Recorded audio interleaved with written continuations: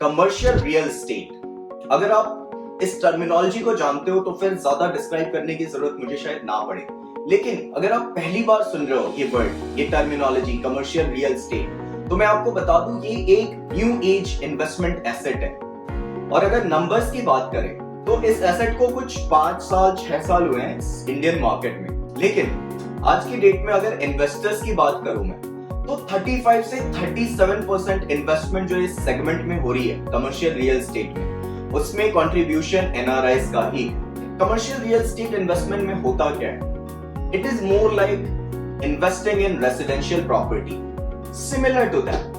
But residential property में जब आप इन्वेस्ट करते हो तो क्या होता है, छोटा अमाउंट आप इन्वेस्ट करते हो या बड़ा अमाउंट भी इन्वेस्ट करते हो, उतनी ज्यादा यील्ड नहीं मिलती है। टोटल इन्वेस्टमेंट का 3% या 4% ही मिल पाता है, जो कि आपका एनुअल इनकम होता है। यहाँ पे अगर आप सीआरई कमर्शियल रियल एस्टेट में इन्वेस्ट करते हो तो उसका रिटर्न, अगर मैं आपको एनुअल सिर्फ रेंटल इनकम बताऊं तो वो होता है 8 से 9% का। ओवरऑल अगर आप देखो कि अगर आप सीआरई में इन्वेस्ट कर रहे हो, अगर आपने 15 साल के लिए किसी सीआरई एसेट में इन्वेस्ट किया है तो वो आपको ऑलमोस्ट 2.8x इतना रिटर्न दे देगा। अगर आप इसे कंपेयर करो रेसिडेंशियल प्रॉपर्टी से तो वो सिर्फ आपको 2% या 2.1% का रिटर्न देगी। ये एक बहुत बड़ा डिफरेंस आ जाता है। तीसरी बात करते हैं हम अप्रिसिएशन वैल्यू।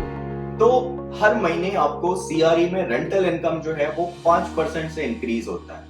रेसिडेंशियल प्रॉपर्टी में ऐसा नहीं होता है। शायद से आप पहले साल देख लोगे रेंटर ने 10% एक्स्ट्रा पे कर दिया, शायद से दूसरे साल वापस से भी 10% एक्स्ट्रा पे कर देगा, लेकिन उसके बाद वो एक्स्ट्रा पे नहीं करता है क्योंकि उसे वो कॉस्टली लगने लगता है। उसकी जगह पे दूसरी प्रॉपर्टी ले लेना उसके लिए आसान होता है। और ये एक रीजन है जहां पे कि कमर्शियल रियल एस्टेट, अगर वो प्रॉपर्टी अच्छी लोकेशन पे है, अगर उसका टेनेंट अच्छा है, तो आपको ये प्रॉब्लम कभी भी नहीं आती। प्लस एक एडवाइस है मेरी, अगर आप कमर्शियल रियल एस्टेट में इन्वेस्ट कर रहे हो कभी भी, तो प्रॉपर्टी का लोकेशन हमेशा से ही देख लो कितनी अच्छी प्रॉपर्टी है, वो कितने अच्छे लोकेशन पे है और उसका जो करंट टेनेंट है उसकी प्रोफाइल क्या है। अगर लोकेशन और प्रोफाइल, टेनेंट की प्रोफाइल दोनों ही अच्छी है तो आप श्योरली उस प्रॉपर्टी के साथ जा सकते हो। इसमें इन्वेस्ट करना भी काफी आसान है, इसके लिए कोई फिजिकल प्रेजेंस होनी जरूरी नहीं है, आप ऑनलाइन कर सकते हो।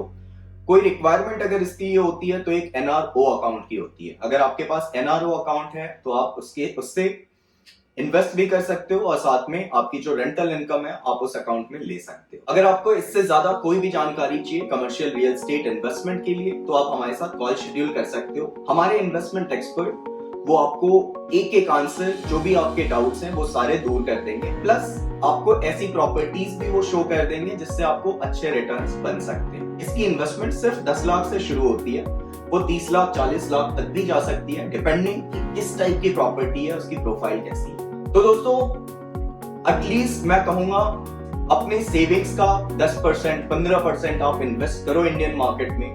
अगर वो आपके अकाउंट में पड़े हैं तो वो बहुत से बहुत 2, 4, 6% इंटरेस्ट दे रहे हैं। अगर फिक्स डिपॉजिट भी कर लिया तो बहुत से बहुत 6.5% का इंटरेस्ट मिलेगा।